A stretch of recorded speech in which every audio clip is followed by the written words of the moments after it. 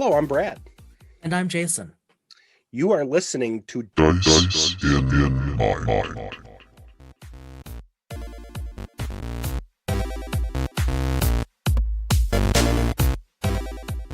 Hello, everybody. Welcome back. Before we pressed record, Brad and I were chatting about ChatGPT and everything around it, something that fascinates us both, but especially you, Brad.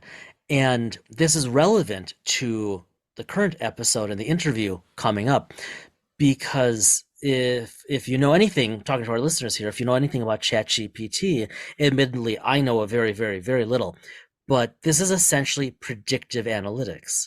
Well, for this episode, we're going to talk to someone whose shtick, see the connection, is prediction. And it also happens to be a passion of yours, Brad, since, I mean, way before we met, and that is meteorology. Yeah, So I'm turning it over to you with that. yeah. You know what? That's normally I do the open, but you said I have a great start, and you couldn't have picked a better one just No. because I hadn't even thought of the correlation. Mm-hmm. And I'm doing a lot of because I have the time of playing around with ChatGPT. Nothing profound other than um, looking at it and asking it all sorts of questions and generating content just related to RPGs. And as an example, Jace, you and I had that misguided attempt at thinking about what would we do with a narrative dice system in Star Trek. Yep. And we looked at doing it, and then I think I sent you the info. I asked ChatGPT to put something together, and it put together a fully functional and great system for Star Trek and Genesis within moments by me asking multiple questions. So we'd like to thank you all for listening to Dice in Mind. This will be our last episode. Yeah, the next episode's going to be AI Jason and AI Brad. We can't be flatter. Yeah. Well, it's funny because there was someone who, excuse me, who did, and I'm not going to get into the type of talk show because it's not something I ever listened to, nor would I recommend it. But there is a relatively well-known podcast show out there for those that tend to follow certain belief systems politically. And someone generated a fake talk show, a fake AI host. And when you compare the original to the new one, there was an article about this. Yeah. They were almost, you couldn't discern between the two. Well, I'm still stuck on this concept of a political belief system. Now I know it's wrong in this country, but go on. Let's stick with ChatGPT. I tried to dance around. The point being is that, it's interesting how AI will play into this. Now, when it comes to me and the weather and meteorology, I had been wanting to do this since I was like 5, 6, 7 years old. I was the kid who put up a map of the state of Wisconsin and cut out little red and blue squares that I could put on the map so that I could pretend to be a meteorologist talking about the warnings, because where we live, we have our share on occasion of tornado and severe thunderstorm warnings. Yep, especially you. Yeah, and loved it. And you and I and your brother did our fair share of, I wouldn't say, you can't call it storm chasing, but post-storm chasing. How about that? Let's just say storm following. Storm following is a good way to do it. Yeah. Storm following. We did that a lot right around 96, 97, ironically after the movie Twister came out. As unrealistic as I knew that it was. We never had cows, but we were always hopeful. Yeah, exactly. But we drove through, I was with you, we drove through a town that it really got, and in hindsight, we should not have been there. No. But we drove through a town here in the state that had gotten all but obliterated. An F5, right up Main Street, tore it down to the soil. Tore it up to the soil, excuse me. Oakfield, Wisconsin, which is, for those that are in the area, is it south? East? It's just next to nowhere. Oh yeah, also the same. Yeah, it's what, 15 minutes, not even 10 minutes from Fond du Lac. And we went out as soon as the sirens were off. Yeah. Mhm.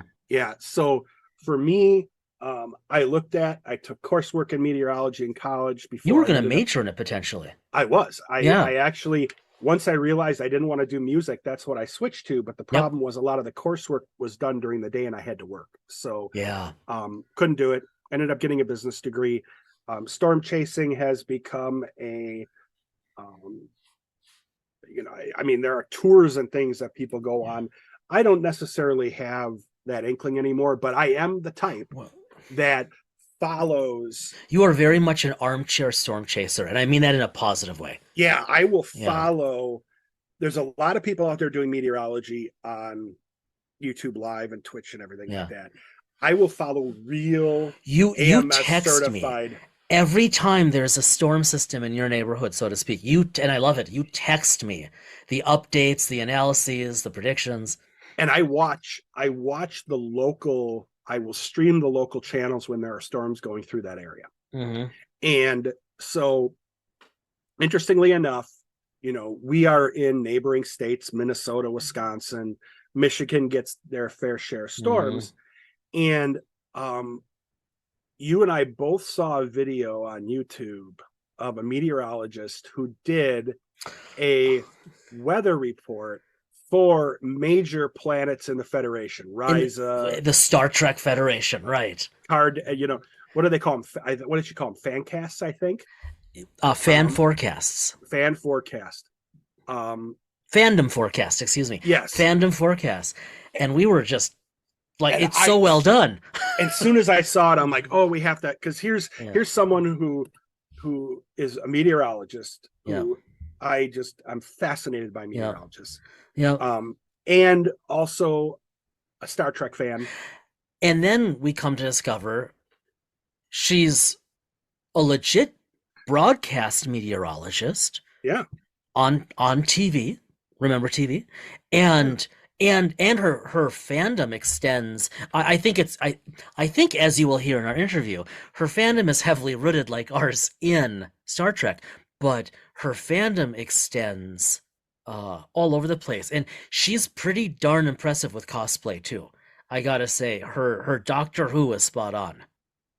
Oh, I mean, unbelievable. She is over in Michigan on WNLS. I think you'll go through the intro. Mm-hmm. So for me personally to be able to talk to a real meteorologist who lives here in the Midwest and deals with the same type of weather that we deal with, snowstorms, severe weather, tornadoes, severe thunderstorm warnings.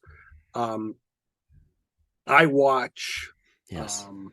That comes up, and she has a fascinating story. She had an accident, and she was lucky not to get hurt. You'll hear more about this, and she had the accident on her way back from seeing the premiere of Star Trek Picard season 3. Yeah, and I mean, this was and she'll talk about this. This is a serious accident. Yeah. So really pleased. When we reached out to her, so gracious in agreeing to join us on the show for a while. She's obviously very busy because she's on television. Mm-hmm. And she has horrendous hours. Yes, and that was the other thing is her hours, make it would have made it difficult for her to join us at a time that we were able to do it, and she did. Even before we start the interview, thank you to Katie for joining us. Just the nicest person. And I know we say that about a lot of people we interview, but Katie was just a sweetheart, and it would have been so easy to just keep talking. It took us a considerable amount of time after we paused the record to actually just stop talking. And she was so gracious to a guy who is a wannabe meteorologist who doesn't have the education, very patient with me. Not that I tried to make it sound like I was knowledgeable in anything, but I tried to toss a couple terms out there just to make myself feel important. Very, very, he was a good sport about it. So, again, thank you, Katie. And I think we could probably just jump right over to the interview.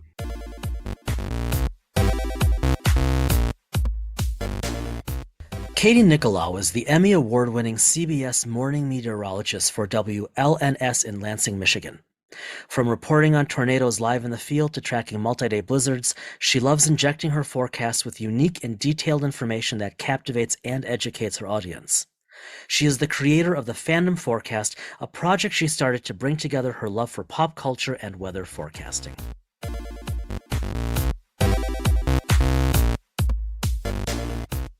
So since we are now able to bridge probably a few of my passions being trek and weather and just, sorry, Katie, general nerdiness. Katie Nickolaou, thank you for joining us today. Yeah, this is cool. We'll talk, obviously we'll talk weather, we'll talk trek.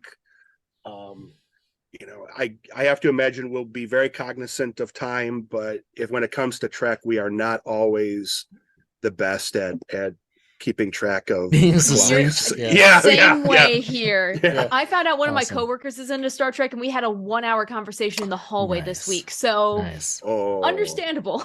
Now, just to give our listeners a sense of who we're dealing with here. So I got it because we got to paint a visual picture. So Katie is wearing a sweatshirt that says Weather Witch, and it has a witch under it. And then behind her is like this gorgeous Hubble-esque shot of something. It's just this. No, it's weather symbols. You have this. Yes. No, but you're talking about the symbols behind. Yeah, sorry. The Hubble shot behind her, or something like that. Yes, this is the Witch's Broom Nebula, and it combines my two favorite colors of blue and pink, and it generally just matches my vibe. So just goes with it. That's gorgeous. That is so cool. Hey, so we could go back in the time machine, Jason, a lot longer, and there's probably enough embarrassing stories. We won't do that with you. But going back to when you were younger, how did you get interested in meteorology just to start? Yeah, so it's kind of crazy because I'm in Michigan. I grew up in Battle Creek, and I don't get a lot of tornadoes or really active weather here. But when I was 4, we were driving back. My family and I were in the car, and it was the early 2000s. We didn't have cell phones or anything. We didn't know what was going on, and we drove into a storm. And we actually had to pull over because it was so rainy. We couldn't really see anything. And I just looked outside the window and I see this lightning and the wind is whipping the corn in the field and there's rain. And I thought it was the coolest thing ever. And when we got home, we found out that was a tornado that went right over where we were. Wow. And I mean, I still thought it was really cool. And my parents didn't think it was weird. So we just kind of went with it. And I started going to the library and reading books about weather, especially tornadoes, because you go through one, you want to learn more. And then in 2011, a tornado hit my house in Battle Creek, which if you get 2 tornadoes in less than a decade, it's a Cosmos telling you something. Literally, like it's a sign that you need to do this. Wow. So I just kind of took it and ran with it. And I was always an extroverted child, so broadcast seemed like my best way to merge passions. Wow. Okay. Where did you study meteorology from a school perspective? Yeah, I went to Valparaiso University, which is in Northwest Indiana, and most people just know it from the basketball team. But it's a really tiny school, but they have an amazing meteorology program. Oh, cool. And that really, really just fostered my love of weather even more than what it already was.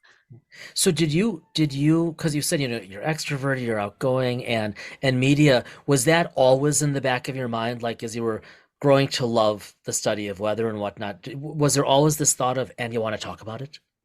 Oh yeah, completely. Because when I was little, I would watch the Weather Channel, as any weather-inclined child does. And they had this show called Storm Stories. And I wish they would bring it back because it's with meteorologist Jim Cantori. And he would explain these storms and everything. And at the end, it would always be like, for Storm Stories, I'm meteorologist Jim Cantori. Your local forecast is next. Like, that was ingrained in my brain to the point that I could probably say it faster than I could spell my last name. And it just kind of made me want to be a broadcaster because I knew I could do that. And it seemed like such a cool way to explain science to a whole bunch of people. See, that's super cool. So this is also foreign to the two of us. I'm curious. So how does one go from majoring in this in college, right? Becoming a meteorologist, focusing on broadcast, and then landing a gig on broadcast. I mean, I have to assume that is not easy.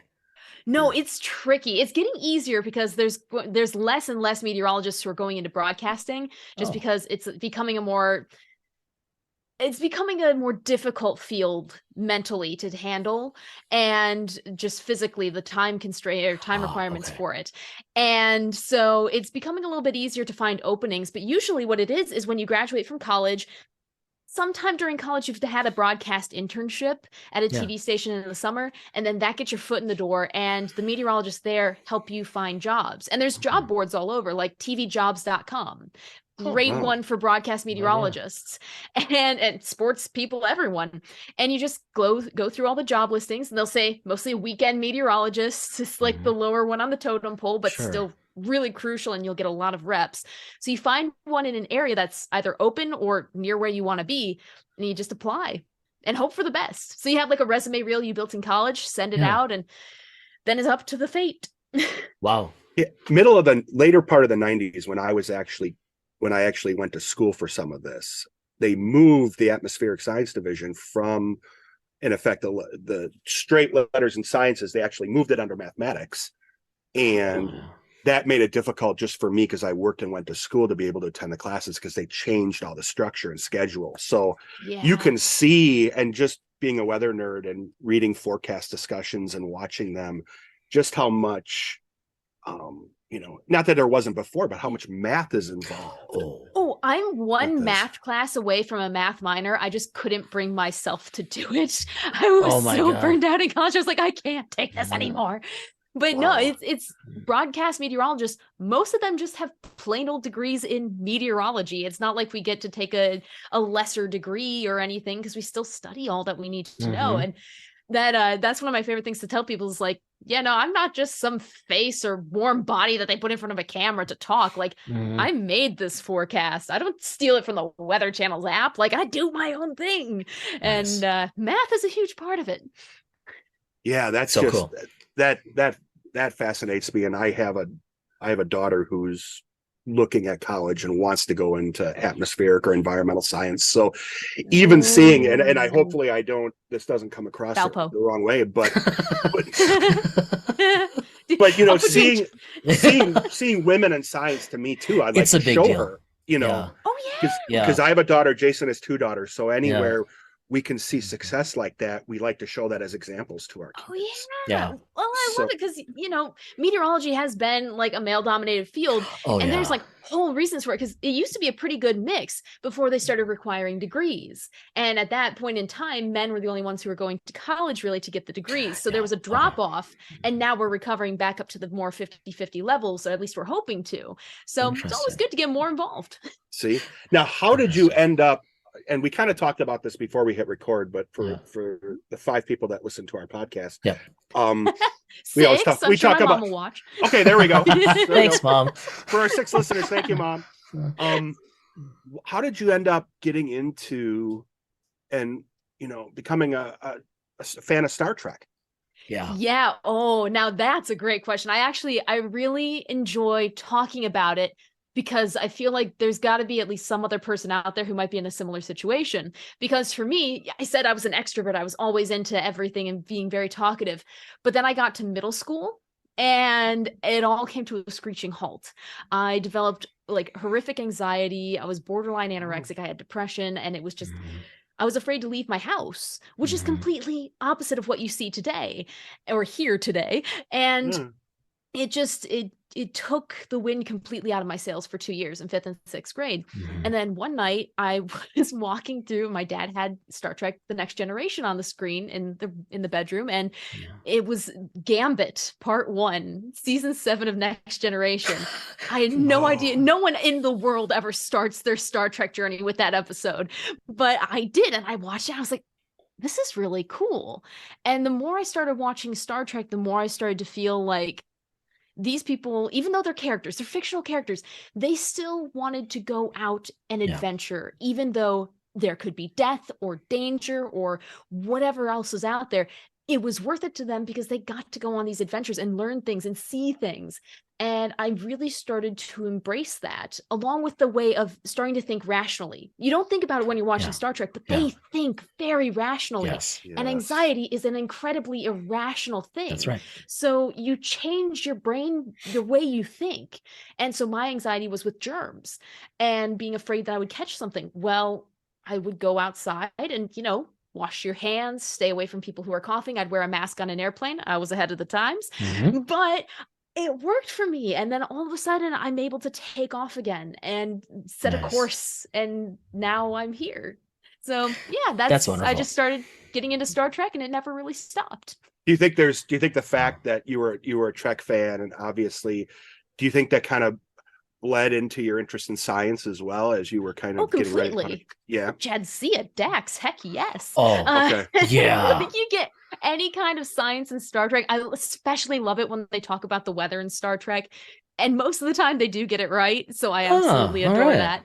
But it makes you want to reach out to other sciences too, because on the show, all the departments work together. Right. And with access to social media, I've reached out to volcanologists, mainly because of the name, but now because of the science, and like all these other people in astrophysics and whatever that I would never really talk to. And you learn so much. So I'd give Star Trek the credit for that. Naturally, this does bring up Janeway. Oh my gosh, yes. Right, because you had someone who was a blue shirt, right? You had this young woman at Starfleet Academy who was going hard into the sciences, wanted to be an exploratory scientist, and then kind of got pulled into command, pulled into leadership because she had the skill set. But they would keep coming, to the writer's credit, they would keep coming back to that theme of she's still a scientist. And, and it was always, my God, look at how many detours Voyager took on the way home because there was something to be explored. Right. And just exactly. This again, because we're older than you by enough. Like, we've seen so much. Well, but really, Katie, we've seen so much change in terms of acceptance, inclusion of gender, right? The fact that Janeway was written that way, was, that was Trek. That was no one else would have written a woman scientist captain who stayed true to that and didn't need a love interest. Exactly. Right? As much as I'm a JC shipper, I'm like, that ship needed to sail later on. We need to establish. I'm still holding hope that in Prodigy they're going to do something with her and Chakotay. I swear. Hey, you've been watching Prodigy, right? Yeah. Oh yes. So it does make you wonder. She's very determined. I'm so excited for seeing what they're going to do with that. If that's all for a firm handshake, then it's going to be a little strange. Yeah. I need at least a hug, a solid 5-second hug from that. Just give it to me, please. But they toyed with that one, much like they toyed with Picard, and maybe a little less than with Picard and Crusher. Well, and see how they turned out. There's hope for Jen. Yep. Well, we're only as we record this, we're only through episode 6, so we don't know yet. True. But to back up for a sec, because there's a theme here that I'm thinking of. Let me connect a few dots, like, empirically here for you. So, if you don't mind, like, going back to middle school, like, middle school is hard for a lot of kids, right? It seems especially for girls. And what's interesting, what's so cool to me is that Star Trek was such a piece that helped you, that helped you to grow and to be whole. But that's also the time where we know from the data that girls top out of math. They go from being potentially brilliant to they're no longer interested, right? And that's total socialization. And then you hop over to Janeway, where was something happening with Chakotay? Was there not? And my connection is that was back, because I promise I'm going to bring this all full circle. By next week, he will, trust me. Yeah, that's my thing. Okay. But no, there are people. I got time. But yeah, I appreciate it. Brad, you can go. But okay. Yeah. But with Chakotay, they brought in Seven because, Trek or not, they needed a feminized, sexualized character. Turns out she's a wonderful actor. But that's not why she's so good. But that's not why they brought her in. Okay. And then Mhm. the reason I bring this up is because there's a theme here. And then, like, I've seen on Twitter, you've really been trying to call out some pretty blatant chauvinism, right, Mhm. regarding female broadcasters, right? Mhm. So, I Oh mean, yeah. there's a theme here that I see, right, that remains a Oh yeah. problem deeply in our society, no matter how intelligent, educated, and Mhm. accomplished these women become. Exactly. And what's interesting too is like I take on a bit of a Janeway / B'Elanna-esque way of handling it. Yeah. You have to handle it with poise and dignity and enough that you won't get into trouble. But at the same Mhm. time, be spicy. Fight Mhm. back. Mhm. Don't just lay there and let it happen, because then it's just going to keep on happening to the next person and the next person. Put up some Yeah. resistance. And I think that kind of does come from, that middle school thing of, getting bullied and some ways being worse than others for other people. It's varying levels and degrees, but you always kind of look back on it and you just wish like, I wish I could have stood up to that, or like said something that I know like nowadays, oh, I would have destroyed that. But Mhm. like Mhm. you learn and you just want to make sure that doesn't happen to anyone else. So I just take the conservatively offensive position Yeah. of Yeah. calling them out without being too Like a B'Elanna season 5 or 6. exactly. Yeah. More tempered B'Elanna. Mhm. Mhm. I think, I mean, I know, like I mentioned before, because we have vested interest in seeing Yeah. our all our children succeed, but knowing that there are people out there, like yourself and others, that are willing to stand up for that, And be models. yeah, versus Jason. I come from Gen X. It really didn't exist as much back then. But we were also guys and teenagers and were unaware. I mean, let's face it. Yeah, True, yeah. Well, it's just like the changing times, the culture evolves, you get more aware of things as you get more socialized with people and hearing their experiences. Yeah. So it's been nice to see people grow from era to era, no matter when they were born. Yeah. Do you experience? Well, I'm gonna do this, and there's gonna be a reason behind it. So you also have gotten into cosplay. Oh yes. So and how did this is almost a silly question, but how did you? I'm always asking this. How did you end up getting into that as well? Other than the fact that obviously there's a passion there for track, and then I'm assuming the first outfit was probably a science outfit, a blue shirt outfit, or very close. It was actually a red shirt TNG. I got it for Halloween in middle school because I thought, oh, I'll just get it, and the blue one was out of stock. So there it is. Yeah. Okay. But I wore that for Halloween that one year, and then in 2016, I believe it was, my dad and I went to Star Trek Chicago creation event. And I was like, I'm going to wear my shirt because I don't get to wear this often. And I wore it and I thought, this is really fun. And I got to see so many amazing cosplays.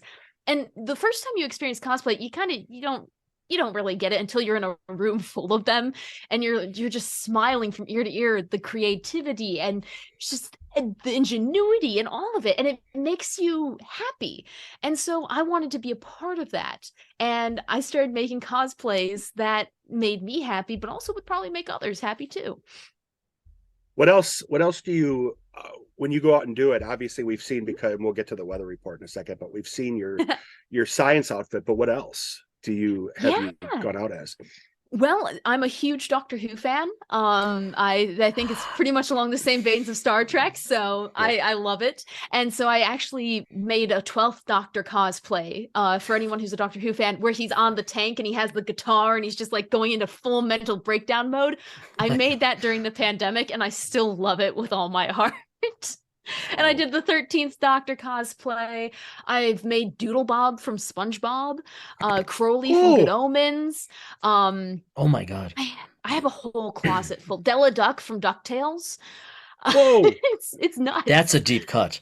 Yeah. Oh, completely. I remember coming home had to from find a school leather and jacket watching and that. cut it. So wow, that Deep is cut. awesome. Okay, so is this what gave rise to the fandom forecasts? it is actually, because it was coming up on the DuckTales reboot with David Tennant and Catherine Tate and like half the cast of SNL. It's on Disney Channel. Check it out. It is, to me, incredible. It's on par with the original. And just David Tennant knocks it out of the park. It's incredible. He's but brilliant. yeah, no, I had gotten into the show right before the pandemic started, and I was like, the season's coming out. I want to make something for the fans, so I made a forecast for Duckburg and like the money bin, and just had fun with it. And people really latched on. I was like, I'm going to call this a fandom forecast, and I'm going to make more. And so I think the second one that I made was the Star Trek one. And that one just was nuts. I got noticed by so many Trekkies. And I even had people from the show following me because of it. I made a Star Wars one. I made a second DuckTales one, Good Omens one. You can pick up on the fandoms that I'm a part of, a Doctor Who fandom forecast. And I actually have a list of all of them still on my desk that I'm going to be making now that I'm back at work. Oh, wow. Wow. How did working during the pandemic, just a sidebar, because you mentioned it, how did how did it change for you? And when you were doing your forecasting work, did you have to go back to the station to use the equipment, or how did that all happen? Yeah. So it was really incredible because when it started, I was a year into my job, pretty much. Not even getting up to a year. So I was still pretty new, but I was a weekday morning meteorologist, which means it was me and 4 guys at the station. And that was it, running the TV station. So we were pretty far apart anywho. So through the entire pandemic, we worked in the station, and we just kind of socially distanced, kept our areas apart.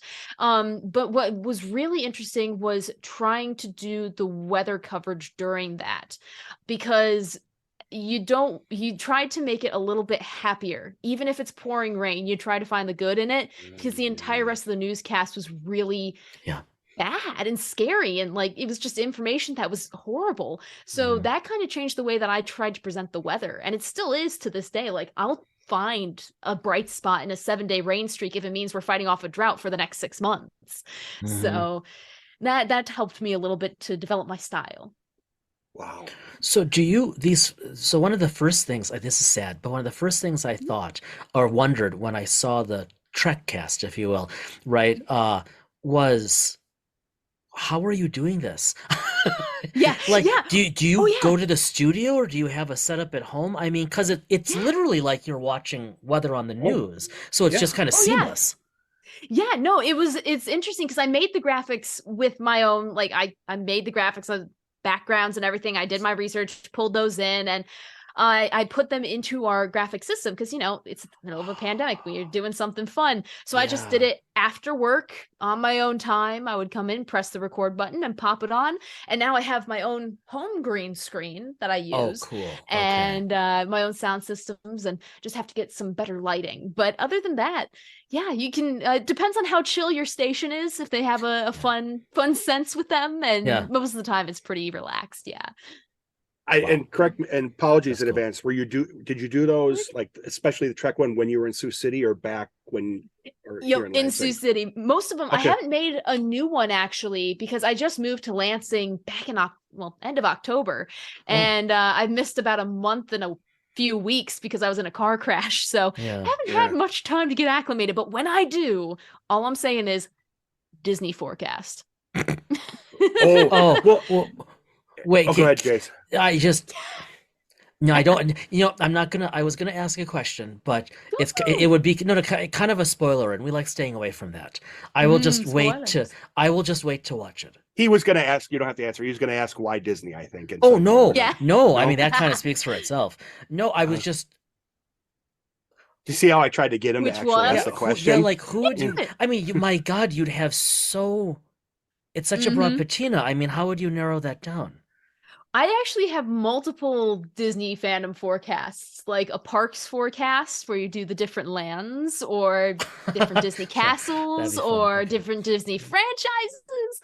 You can do a whole animation forecast. Like, there's a lot. Okay, that makes sense. Yeah. You mentioned, because I know, for those that follow you on Twitter, know that you were in a pretty serious car accident. Oh yeah. And you were in that, coming back from being at the premiere for Picard, if I remember correctly, right? I was, yeah. Oh, wow. I was in Los Angeles, and I I was at the Picard premiere. It was incredible. Amanda Plummer was sitting like 2 rows in front of me, and I'm just like, oh my gosh, that's Amanda Plummer. And it was amazing. And I was driving back, and a person going much faster than I was hit the back of my car. And mind you, this is on La Cienega Boulevard, so it's like a 3-lane, and then a middle lane. And I was in the farthest right lane I could be in. And it actually hit the back of my car with such force that it bent the rear tires, and it forced me into 4 lanes of oncoming traffic. Oh, man. Where another car in the other lane hit me in between the passenger front and back window or doors. Yeah. And that caused my car to roll, and it landed on the driver's side. And just before it would have hit a cement building. So it was pretty violent crash. And it was like 11 something at night. Yeah. So when I hopped out of the car, I grabbed my phone and I called my parents, because it's like 2:00 in the morning on the in Michigan on the Eastern time. And bless them, I don't think they slept that entire day or the entire night into the day, because I ended up having to go to the hospital because I had a severely dislocated shoulder, which now has a permanent dent in it. You showed the doctor X-ray said, of that. Yes. Yeah, the doc said I'm like a pop can. I have a dent. And that my entire left arm was unusable. I couldn't really move anything with it. And I had trauma to my veins in my arm. I had huge bruising, pulmonary contusions, the works. And I lost my voice because I had a dislocated shoulder for 3 hours, and I was laying on my back in the ER. And since it was a posterior dislocation, it means I was laying on my bone. And so I was just like screaming for a few hours, but it's fine. That's good. But you want to know the bright side of this? I was in a cosplay. Okay. I was in full leather cosplay, leather pants, leather jacket, everything. So I got out of the car and I'm looking for like, the ambulance and stuff. They take me to the ambulance and they're like, we're going to have to get you out of this cosplay. I'm like, hold on. And I unzip the jacket with my good arm and I take off the jacket. I'm like, okay, fine. Cut off the shirt. Not the jacket. This is my Andorian jacket too. And then I get to the ER and they're like, that's hilarious. We need to take off your pants. We're going to cut off your pants. And I said, no, you're not. You're not. So they got one doctor on one leg, one doctor on the other leg. And they just yanked these like skin tight leather pants. They will I can never only imagine what forget they said. Exactly. Well, between that and then when they reset my shoulder, I told them, I was like, you have to put me out. Like, I won't be able to handle this. And when I was coming back out, they were talking about Star Trek because they saw that I had like the Star Trek earrings and everything. And they're like, what's new show are you really into? I said, Strange New Worlds, because my God, Anson Mount is hot. And the entire ER just started erupted in laughter. Like, this is trauma 1 at Ronald Reagan UCLA. Oh my God. And they were just laughing. So it was pretty great to get them to laugh and to get myself to laugh in that state. The loopy gases help, but after that it was like just dark. Well, it's so impressive, your attitude, considering how serious it was. And how you dodged. I mean, completely bad joke, but dodged a bullet. No, I mean you walked away. That's the incredible. fact that I was able to walk away from that, because if that second car hadn't hit me, I would have smashed head on into a cement building, and that could have been it. So like, those thoughts do like pop across your mind. And for work, I drive an hour to work each way every day. And so that's like something that I'm going to have to deal with anxiety wise. And I had to rehab to get my arm strength back so I could hold on to the steering wheel. So it's if it had to happen, it happened in the best way possible. And that's the attitude I've chosen to take with it. Because like I said, 5th and 6th grade, middle school, I already know what it's like to be in a deep, dark place. So I know how to stay away from the hole. Well, so we don't be the buzz. So we're not the buzzkills of the. You lost because of the accident, the swag and everything from the card. But I saw like Terry Matalis and Jerry Ryan and others respond to your tweets when you were talking about it. And I think Terry Matalis said, we'll get you we'll get you all the Picard stuff. Oh yeah. Because they had these posters when you picked up your seat ticket. So I got this physical ticket and I got this beautiful poster for the season. And I protected that thing like a baby at the after party and the theater, everything. It was amazing. And as soon as like the car landed and I was looking out the windshield, I looked to my left and there was the crumpled remains of the poster on the driver's side glass. And I'm just like, no, I protected you. And So that was like that was lost. The ticket was in the car. Like I wasn't able to get anything out of the car other than my wallet and my backpack. So I lost that, and I was so just mad. And I, still just sitting in a hotel room an hour or two after it happens, putting up that tweet. I'm like, amazing. I'm still really sad about this, guys. And so Terry reached out, and he's like, hey, we'll get you the press box. That's so sweet. That they send out. So I got a bottle of Chateau Picard, a charcuterie board in the Delta badge. I got Star Trek bottle stoppers. And just I got some very sweet messages. Will Wheaton messaged me. Jerry Ryan messaged me. Gates McFadden, bless her heart, she's messaged me several times. All I know is what's his name? He plays Shaw. Oh yes. I'm trying to play. Oh, he's so good. Yes. Oh my gosh. Like, such a sweet guy. He reached out. Like, the Star Trek community was very kind. And I was there because I had friends that I podcast with, and through them I was able to go to the premiere, and I just called them at 2 a.m. like, I am at this hospital, can someone pick me up? So everyone is just in the Star Trek community just was like, yes, we'll come and help you, or here, we'll help you with this. I've had people say they'll send me their ticket from the premiere to replace mine. Like, because that's what Star Trek is. That's why we all fell in love with it as kids, because it's such a better world, and it shows us what we can aspire to. Exactly. And the person who drove me home, to the hotel, Ryan, he was like, I told him I was sorry I was being a burden for him, like getting up at 4 a.m. to drive half an hour to get me. And he was like, no, because I know you would have done the same for me. And it's like, yeah, I would have done the same for any Star Trek fan. Like, this is who we are. And that makes you feel good. Wow. Incredible. I saw the Twitter response to your posts, and the picture of the dent and everything like that, and then seeing all these people respond, and not even the celebrities, just regular people responding. Oh my gosh, I've had people from different countries, different states. I even had a person, bless him, he's a viewer that I had in Sioux City when I was broadcasting there. He sent me a bouquet of flowers to my news station, and they'll get well soon. And it's just, I had a person from Texas send me a board game called Storm Chasers that he saw at Target. And like, it's just the craziest, and just the kind messages, people taking the time out of their day to say even just hi. Like, it really, after something that was so just awful, and it makes you so mad that it happens to people, then you get this response, and it's like, it doesn't negate what happened, but it sure helps put you on a bright path after. Yeah, excellent.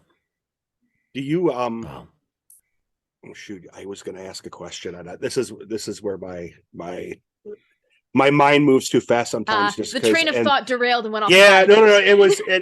I had like this really generically generalized mediocre question, and now I forgot what it was. But let me digress here, because that's what I'm known for. Being down in Sioux City. We had talked about the fact that, even here in Milwaukee, Jason, maybe a little more so, we don't get a lot of mesocyclonic storms and such. We have to live vicariously bonus through points for the terminology. Hey, see? No, that's what happens. See, that's what happens when you prepare for someone being on and you hit Wikipedia. So yes. But going down in Sioux City, did you ever do, as part of your degree program or anything, any type of storm chasing? Because you mentioned like the board game. Oh yeah, good question. Heck yes. So in college, Valpo has an amazing program, and their professor, Bart Wolf, he started a storm chasing group 28 years ago, I want to say. So every summer there would be 2 classes where they'd go out into the high plains or the central plains or wherever for 10 days and chase tornadoes. And I got to do that for 4 years, which is really wild, because they don't usually take freshmen on these trips, and I was lucky enough to get chosen. So for 4 summers I spent time from Montana to New Mexico to Arkansas, everything in between, and it was incredible. And so that was partially one of the reasons why I chose Sioux City. It's because it was in an area that I had driven through on a storm chase. I liked the area, and I knew I could get more storm chasing done. And then absolutely no storms formed while I was out there. There was maybe 3 tornadoes within my area. And then now this year, they're already getting way more activity. I'm just like, It's fine. Everything's fine. I'm a weather curse. It's fine. Hmm. I'm the kind that people want to pay to move to their area because nothing will happen then. But I still tried to chase as much as I could. We had several derechos move through, which are those severe windstorms. Incredible. Got to see those. And I actually, for the August 2020 derecho that just destroyed Iowa practically, one of the costly storms, and actually the costly storm in U.S. history because of all the agriculture that was destroyed. Oh, wow. I called in sick that day, and I will never forgive myself for missing that. Oh, you called in. I was waiting for you I to thought say. you were playing hooky. Yeah, I thought you were going to play No. hooky, but I had the worst migraine headache. I couldn't even stand up. I mean, you can't I'm do just like, anything. I'm gonna puke if I move, so I have to call in. And then this happens, and I almost flipped a table. I was so livid. So as a meteorologist, what when you saw the footage of the tornado outside of LA, what went through your mind? Day After Tomorrow, I missed the movie it again. Yes. Yeah. No, because LA has had snow. There's been tornadoes now. You get all of this chaotic stuff that's been happening, flooding. And I'm sitting here in Michigan like, it's just brown out because everything's dead and there's no snow to cover it up. Yeah. So first, extreme concern for the people who were in that position and situation. Second, jealousy. That there's a little bit of active weather because in Sioux City, that's another thing why I love Sioux City is once you get out west, there are far fewer things for storms to hit. And that makes it easier to study it without feeling like without the imminent concern that it's damaging or destroying things. And you can go a 50-mile stretch without a single house sometimes. So ideally, that's what I look for. And if you could take those storms, just put them somewhere else where we can enjoy them in peace without destroying anything. That's what I want from life. just to be able to study them too. I mean, I even know from being a kid to being an adult and following the weather and both, and having the weather radio and listening to that, KE60 radio and National Weather Service, Milwaukee Sullivan. I used to be able to recite that. And how you're able to, and obviously it's a science, but it's still technology. It's still iterating. You're still learning and seeing how you're able to forecast storms and potential tornadoes, so much better now than even 10, 15, 20 years ago. Exponentially better. Yeah. And just seeing how that's grown and it's fascinating. Did you ever think about, like watching the California weather or watching, looking back at Sioux City or whatever the case is? Did you ever do like a fan forecast, except go back and say, hey, I wonder if this area is going to get hit or not, and kind of run the numbers and run the models and stuff? One time when I was in Sioux City, they had tornadoes here in Michigan, and I did a Facebook Live update for my family back home and my friends. And I was like, hey guys, here's what's happening. Let me show you what's going on. And doing forecasts for areas that I have an emotional attachment to. And the meteorologists in those areas too, I'll just share their information. Just be like, hey, tune in to channel 159's news, whatever it may be. And just making sure that people are safe, because that's the thing too. You mentioned the technology has grown incredibly. The social science is still very lacking in that we don't get the warnings to all the people, and we don't necessarily know how to. It's not for lack of trying. We have tornado sirens, we have the emergency alert system on our phones, we have all of this, yet there's still a gap, and there's going to still be people who, you say there's a tornado warning, they're sitting in their front yard on a chair watching. We just had this conversation. They're called Wisconsinites. We know from experience. There's a comedian here in Wisconsin named Charlie Barons, and I don't know if you've ever seen it. He did a video of being a father, and he's yelling at his kids. I'll send you the link. He's yelling at his kids to get to the basement, and then as soon as it is, he's like, okay, everyone's set. Then you see him come out the door with a beer and crack a beer and start watching the sky. So exactly. And sometimes that's perfectly fine. You got good visibility. Trust your instinct. You probably 60 years in the plains. gives you some experience with that. But it's like you get different ways of warning people at night versus during the day. There's the blind and deaf communities who have to get different alerts. Right. Yeah. And it's just, that's one of the big things for me now is really social education of the sciences through TikTok, and just telling people, hey, did you know that there's the thing called ball lightning and it's Mother Nature's version of a grenade? Because I bet you didn't. And here's a new fear. Yeah. Well, I mean, even too, I was watching because I lived for a couple of years because I have family in Tampa, and everyone talked about heat lightning. You know, oh yes, you look out toward the Gulf and you'd see flashes of light, and everyone's like, "Oh, don't worry about it. It's heat lightning." And I remember looking that up, and I'm like, "There's no such thing as that. How is it? How is it being permeated as a? It's like a myth that it exists." So that's in my TikTok ideas journal. I have a lot of journals, by the way. That's cool. So, but no, heat lightning, totally, it doesn't even exist. All it is that in the summer, when it's hot, you tend to get thunderstorms that keep going into the overnight hours. And when they're far enough away and near the horizon, you don't see that lightning hit the ground because you can't see the cloud base. So all it is cloud lightning. So it's cloud to cloud or cloud to ground. Yeah. You just generally call it heat lightning. I'm gonna pause because I could. Yeah, Jace. That doesn't make any sense. I mean, why? Okay, yeah, I mean that's cool. People will truly believe anything.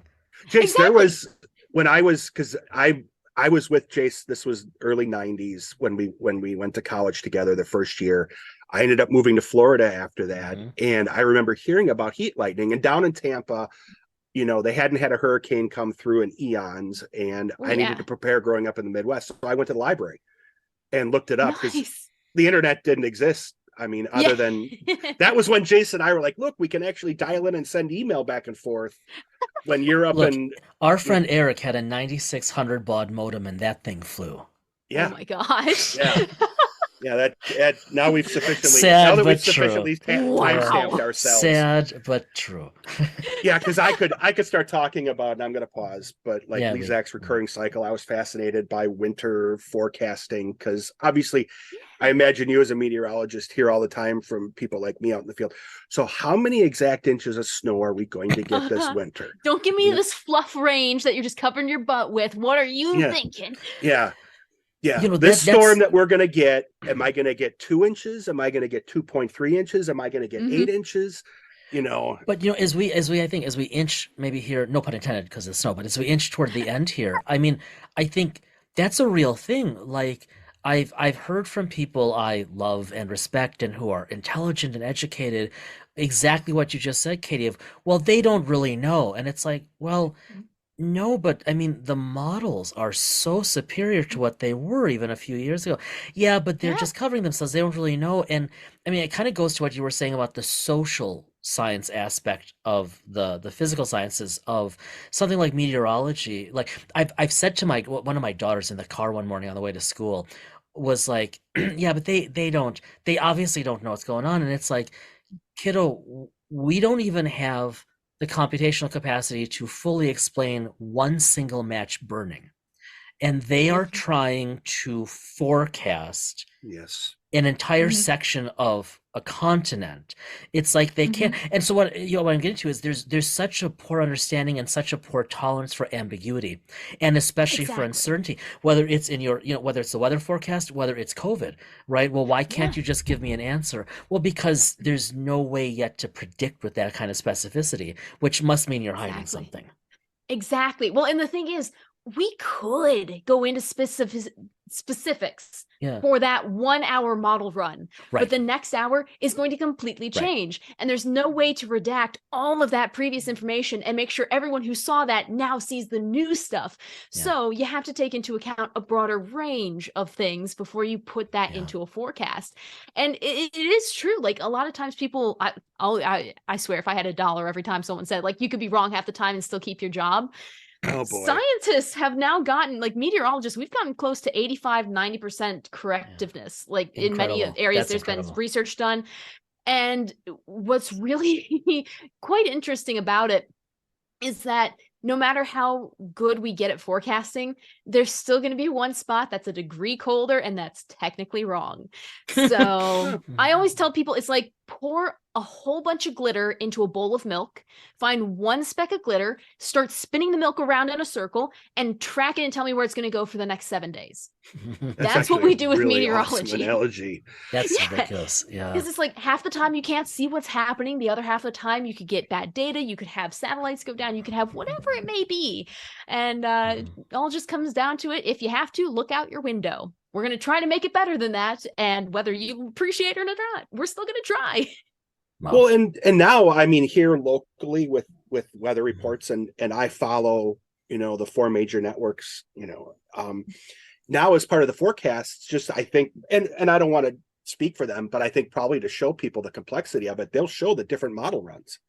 Oh, and yeah. say, That's really here's cool. the GFS model run. We look like we're going to only get 3, but with the European model run, we could potentially get 7. So just be aware. That's why things are the way they are. Exactly. Shout out to Minnesota Public Radio, right? Which, sorry, best in the country. Oh, yeah. But they have, there's an updraft blog. That's what they call it. And and when there's any kind of inclement weather, so you can imagine this is popular during snowstorms and blizzards and big time in the summer, especially in the hot, right, friction months. They have the blog, but then they also live blog. And they do exactly what you just said, Brad. The meteorologists with them, they post just every few minutes, they post the different models. They post, right, the NWS updates from the entire region. And it's just, here's the information, here's the best thinking. And it's not going to align, but it's open. Yeah, exactly. You can present all the data to people and let them make their own decisions.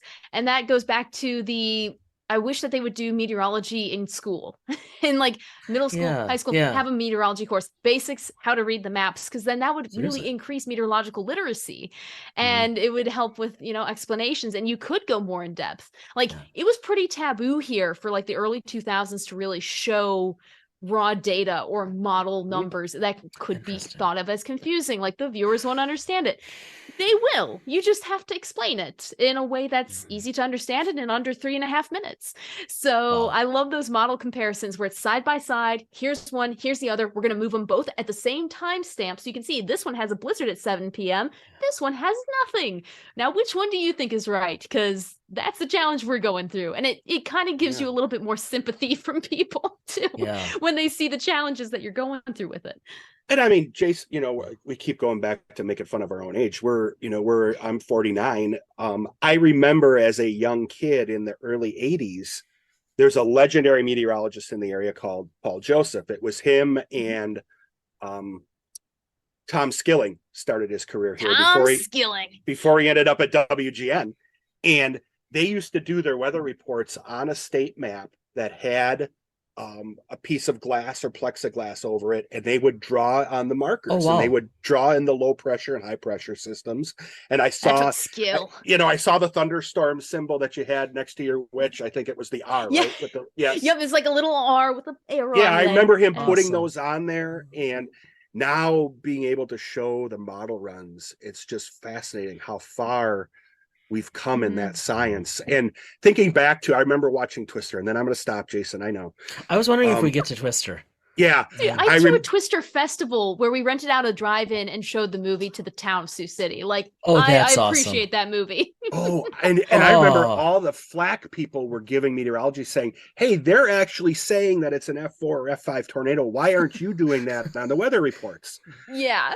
And obviously, for obvious reasons, scientifically being a weather, I know why you can't. But even now, they're saying, look at I was watching the Moore, I think I mentioned before, the coverage of the Moore, Oklahoma F5 tornado. Yep. Just at Which one, 1999 or 2013? 2013. Yeah, there you are. And they were showing the debris ball, and they had a guy up in the helicopter, and they're like, this, and they weren't saying for sure. They're like, this very well could be an F4 or an F5. And just the fact that you all are at that point just 15 years later.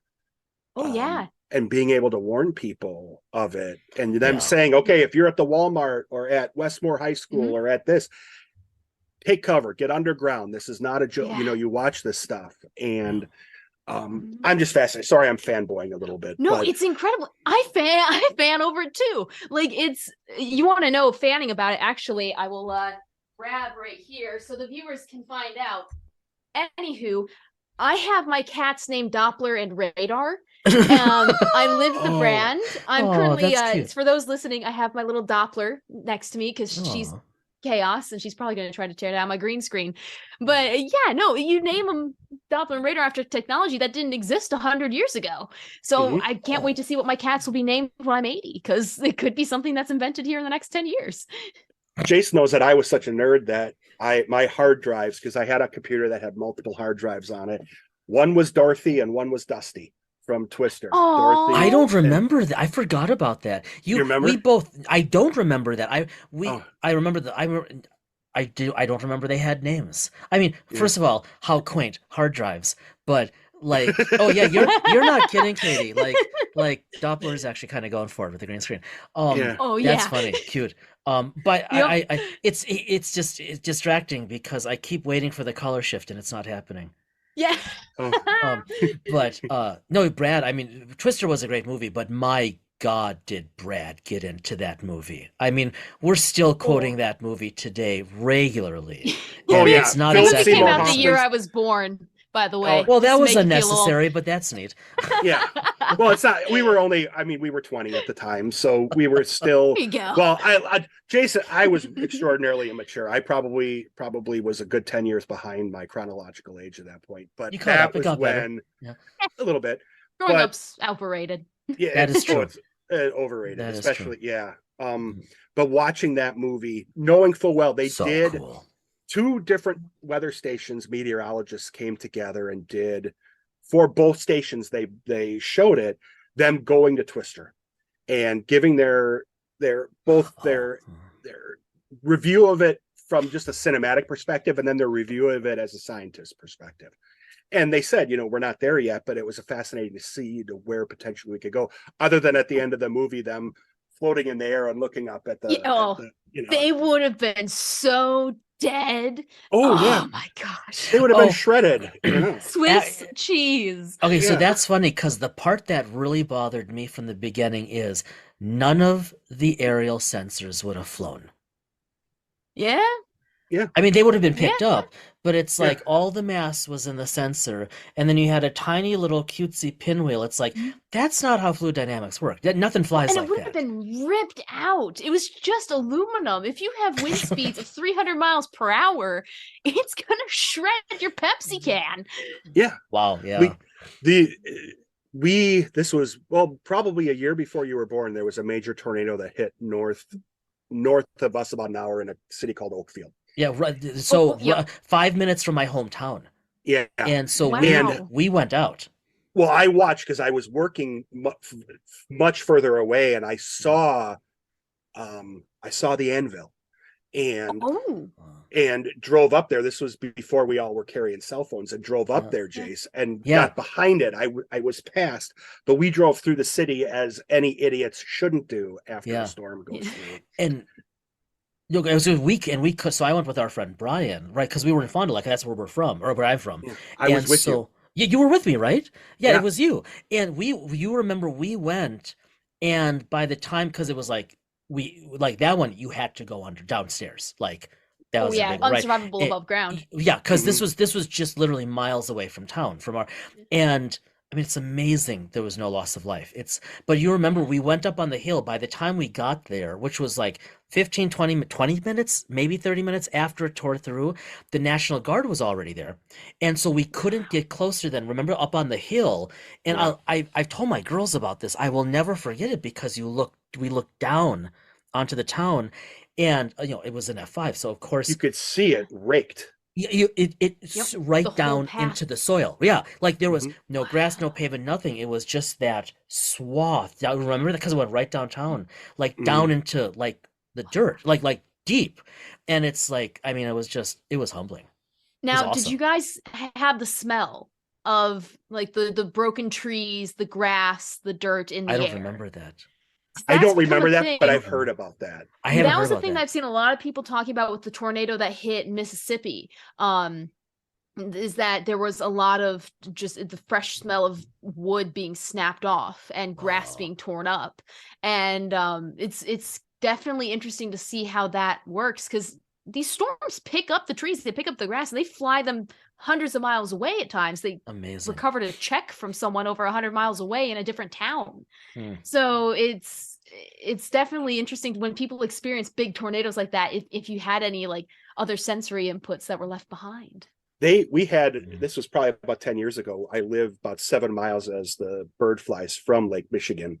And probably about 2 hours north of us, there had been a pretty hefty, I don't remember what year it was, but we had corn stalks kind of floating down, and we had an envelope. There was no address, just a piece of one with a turn address from Chase up in Adams County. Wow. Which is far enough away. That's a ways. So yeah, so just we're fascinated by this. We didn't even get the chance. We've kept you on, goodness, another 40 minutes longer than we could have. Thank you so much for spending time with us. Jeez. We have to, if it's okay with you, especially as Picard wraps up, we didn't even get a chance to totally get into that. Yeah. We'd love to have you back. Oh yeah, because I need someone to geek out with, and you guys are perfect. Yeah, right back at you. Yeah. It's oh my god, yes. Yeah. Yes, because while we're recording this, we're up to episode 6, and I've rewatched that episode so many times. The ending had me screaming at the TV. It was so good. When TV gets your butt off the couch, that's it. I never cheer or fist pump at anything.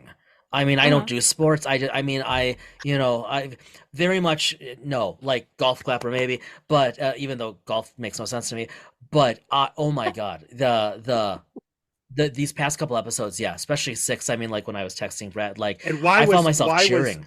Why was there a EKG beep by Kirk? Oh my gosh, I yes. missed that. You know what's hilarious? There's one viewer, they have a heart monitor, and they've been posting their heart monitor's results while watching the episodes on Twitter. I haven't been able to find them again, but I'm starting to think I need to invest in one because it's probably just going to be off the charts for the rest of the season. That's your next cosplay. It's not tachycardia, it's Star Trek, right? Yeah. Oh my god. Yeah, I don't watch mine. Now you have me thinking that as you I probably watch it shouldn't. again, I probably should, just to see what it looks like. So and then you can match it up with parts of the episode, and it's really cool to see when the episode has major fight scenes or big revelations. There's so much science rocks. That's again why Star Trek is so awesome. Yeah. Yes. Katie, thank you so much. We will definitely, as long as you're amicable, have you back, because we will have more Picard talk, more Star Trek talk. There are things. You were on a podcast about a year ago, the Trek Profiles, and they had topics on there. I didn't even touch half of them because I would love to hear about them. So we'll have to have you back when Picard is done and talk about that. But thank you so much. We know you're still healing and recovering for taking the time, and wish you all the best as you get better and return to normal work. And thank you thank you to Katie's mom for listening to us. Well, thank you guys for having me. Literally, anytime you give me a ring, I will try to be on here whenever you call. Plan on hearing from us as soon as 10 drops. Yeah. That sounds good to me. All right. Yeah, perfect. Thanks so much.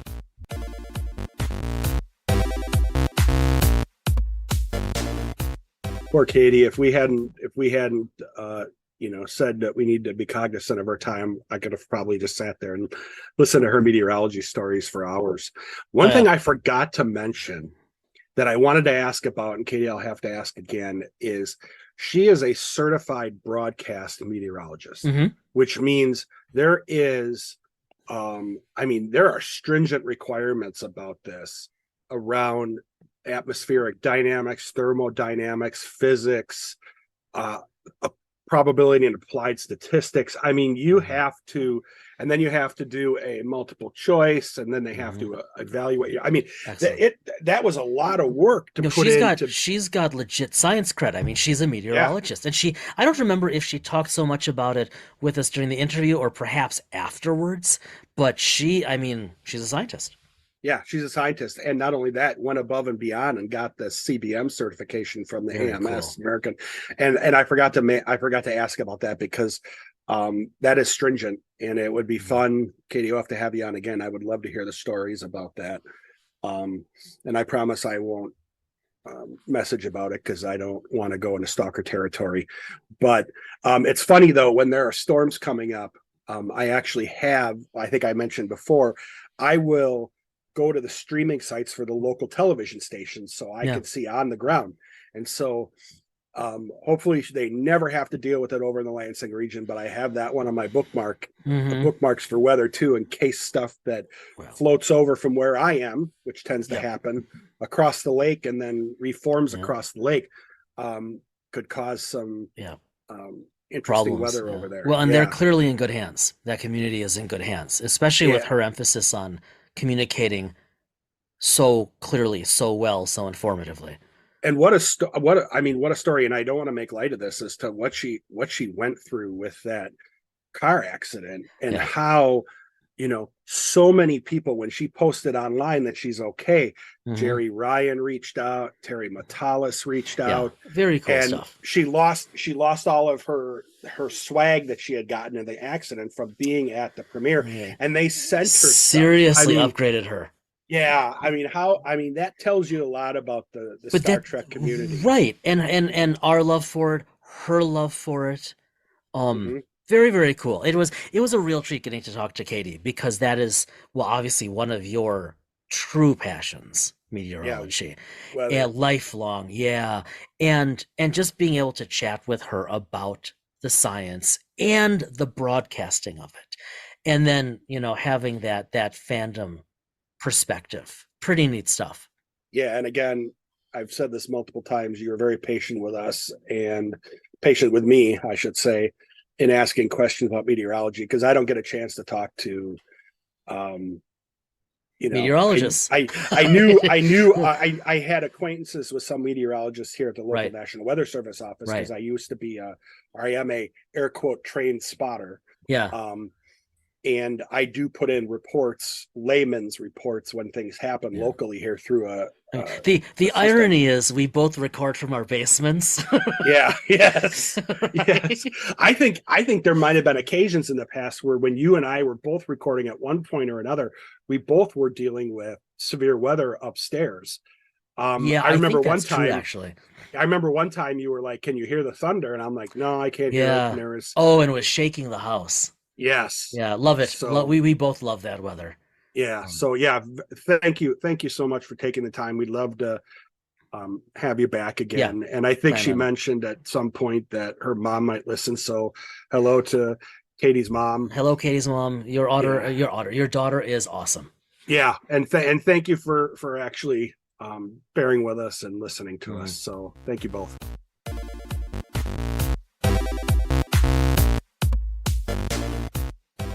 It's time for the GM Corner. So now let's move over to the GM Corner. And there are some things we could talk about and some things we can't. Jason warned me multiple times on topics that I really kind of need to avoid until certain shows finish their seasons, based off of the time that we are recording this. Versus when it drops, right? Yeah. So I'm gonna pass it over to you and say, so obviously you had some travels that you were doing. This is the first time we've recorded in, I think, a week and a half or so. 2 weeks. Yeah. 2 weeks. Yeah. So I have been periodically texting you the cover of a book that I've been trying to get you to purchase. It is funny you should bring that up. Yeah. Okay. Well, then I'm going to turn over. What's on your desk, or what's on order? So well, it's not on order only because it's not available yet for pre-order. But to use the wrong canon, it will be before much longer. As of this recording, it's only been a few days, but when this episode drops, we're talking about 2.5 weeks. What I think is just wonderful is that Modiphius, our friends at Modiphius, announced something I never expected.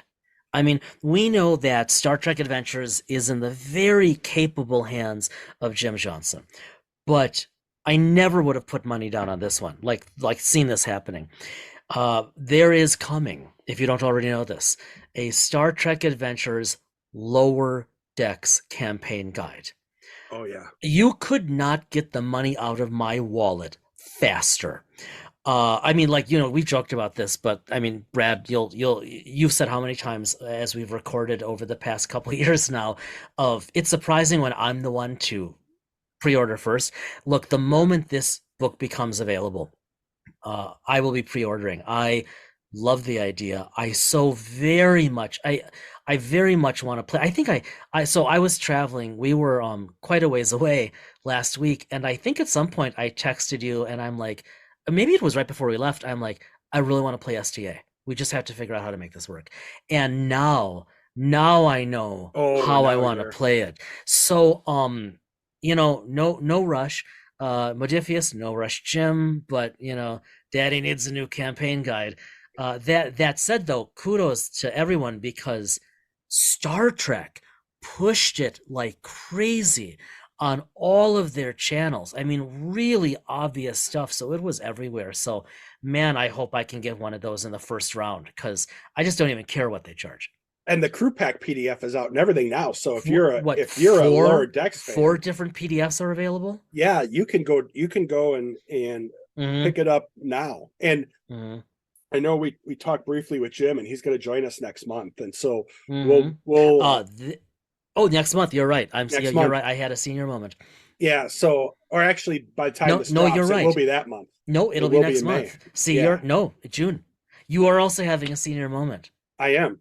Yeah, but this is what happens when we don't record for 2 weeks. Yeah, I'm out. My timeline is all whacked. I know, but it'll be a great conversation because it's August, right? No, just kidding. Keep going. Yeah. Well, you had me pause because just for like a split second, I'm like, is it really? Brad froze. You could see the smoke. Well, I mean, for those that listen, I'm in between jobs, and so my schedule's a little wonky. Yeah, and without the structure of work, sometimes these days roll together. And so when you said August, I'm like, oh man, I'm just kidding. There was that split second moment where I actually thought it was. Okay, but we're gonna have Jim on next month and really talk about Lower Decks and everything. And anything I will mention to him the fact that you're gonna get the Lower Decks book, but you still don't have a core rule book yet. Why are you outing me on I will correct that. Okay. I will correct that. We haven't to my defense.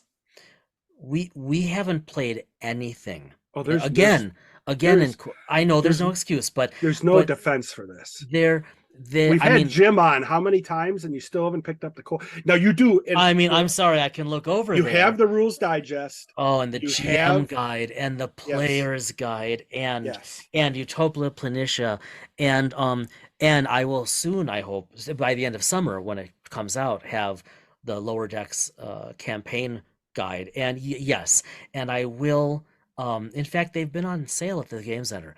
I do need to order the core rulebook. Honestly, in the past 2 days, I've ordered 2 books online. And so like, was one of them the core rulebook? No. Well, you're lucky I don't. There's again no defense for this. No defense. It is coming, but we haven't played anything. No. And which is ironic because it's like let's go to bi-weekly for a while as a podcast so that we have time to play. Yeah, that hasn't worked out very well. And instead we're taking all of that extra time and talking more about the podcast. Yes. In the background. And talking about shows that are on television that we have been fascinating. Well, I mean, we went to start. We got online at the top of the last hour, and I don't think it took 20 minutes for us to hit the record button. It took 40 minutes, Brad. Oh, did it? Okay. It took 40 minutes, wow. which is worse than even our normal. But again, we haven't actually talked like this for 2 weeks since before my trip. Yeah, because you were traveling. Yeah, but and there was a significant time difference. But I mean, to your point, and then I'll bet it over to you. But to your point about talking TV, I mean, as May rolls around here, so we've had season 3 of Star Trek Picard. We've had season 3 of The Mandalorian. We are a month and a half away from season 2 of Strange New Worlds. Later this summer, I think it's August, is season 2 of Lower Decks. August is Ahsoka. I mean, there is so much going on that we talk about, and that distracts us on the tube, if you will. Well, and part of it, I'll be honest with you, part of it's on me, because it takes for him and I, it takes two to game, and I've been I've been in the throes of a job search, but I'm going to take control of GM corner. Yeah, go. I have upstairs the book, which is indefensible that you don't have, aka the core rulebook. And So I hear. Yeah, and I have been using, going back to our initial talk about Chat GPT. Here we go. I sent you a lot of this. I had Chat GPT create a senior crew for a starship. I had to create 3 different starships. It is now, hold on. You had it do one more thing, which was far more impressive. You asked it to create an adventure. Oh, yes. And that was downright eerie, because it's like, that was humbling, because I was reading that. You were texting me these screenshots, and it's like, damn, that's good. Yeah, and because, it's hard for Jason and I to find right now the time to write this stuff. Yeah, and to write it and to find a group to be able to play. Yeah. We have to do this duet-wise. Yep. And it is just fascinating to me how a lot of the pre-session 0 and session 0 material we could generate very quickly and jump right into a game if we wanted, and then allow ChatGPT to be, it's not at a point where it can be an AI GM. It's not there. But as a GM PC, one of us, probably me, we can have it generate content that we can leverage into the game and create some randomizing. It can help us randomize some of this. But of course, I mean, maybe not of course, but I can imagine Jim Johnson listening to this episode, and if he is, I can imagine him thinking, well, Modifius has been publishing exactly what you're talking about for several years now. Why not pick it up? So there is that too. We could readily. Yeah, why not pick it up? No, not the core rulebook. For example, the lower decks material that's available on PDF. Yeah. Right. Those look really interesting. Oh, that actually I don't would be fun need to just play. I had to generate completely fictional. No, you wanted to see what it would do. And I wanted to see what it would do. And the way it would explain, I had it try to explain to me how a 2D20 system would work in combat. I had it explain to me. It just, and I had to do it with RuneQuest. I had to do it with a couple other games as well. But just because, let's be honest, the current season of Picard had captured our attention, and I think and I get there are people out there that think it's that I'm a fanboy, so they really couldn't do no wrong. 1 and 2 were okay to me. I didn't get as much out of season 1 as you did. No, I really enjoyed it. We both have agreement on season 2. Yeah, and it was neat to see how the queue resolution worked. I think it could have been handled that was so. First and last episode of season 2 were great. Yeah, but season 3 has had me hooked. A lot of times with the first couple seasons, I wouldn't be able to watch it, or I wouldn't watch it until the weekend. I'm watching it as you are, pretty much the same day that it comes out. I'm going to share this because I know my wife will never hear it, and I can't imagine anyone at my university listening to this, but season 3 is so good. I have simply scheduled Picard into my calendar Thursday mornings, and I go in later. Yeah, there it is. With me having more free time during the day than normal. My wife works downstairs here in relatively the same area where I'm recording. I have the upstairs, and so I'll watch it. And I purposely move my chair, my old man recliner, to about 4 feet in front of the television and watch it. And you and I've talked about it. I probably shouldn't bring it up, but There have been multiple occasions during this season where we have both texted each other and said we got emotional. Yeah, I didn't expect that. Yeah. At some point we'll just leave it at that. Yeah. There's been a lot of Trek.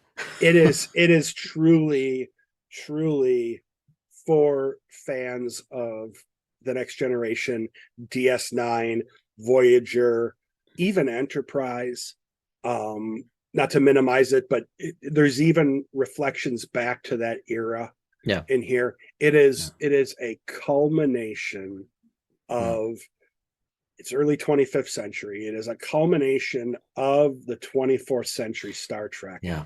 That we have loved since 1987. And hopefully a handoff to the next generation. Yeah, and you and I have discussed theories and all that. We're not for another day. People have not probably finished the season yet by the time we've very possibly not. So we'll get around to it when there's been enough time.